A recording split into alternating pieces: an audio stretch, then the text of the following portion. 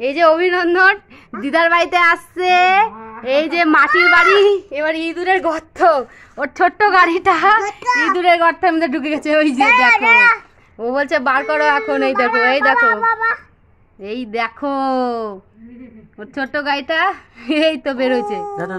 সরো, হাত ছড়াও। এই যে দেখো সোনা, গরিব গরিব দাদুর বাড়ি তাই না বেটা? গরিব দাদুর বাড়ি তাই না?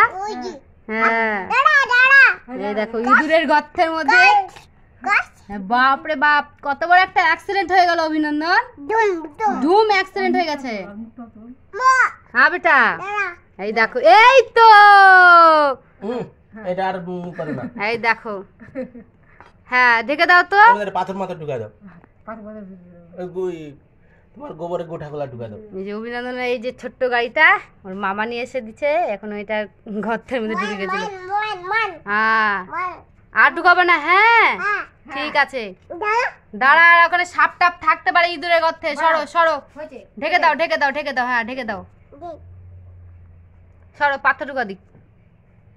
কি অবস্থা, খেলো, হ্যাঁ খেলো এখানে। হ্যাঁ, নন্দন বসে বসে খেলবে। তোমার গাড়িটা ঢুকে গেছিল না, আসো না? আচ্ছা, না থাক যদি সাপটা। কি নন্দন?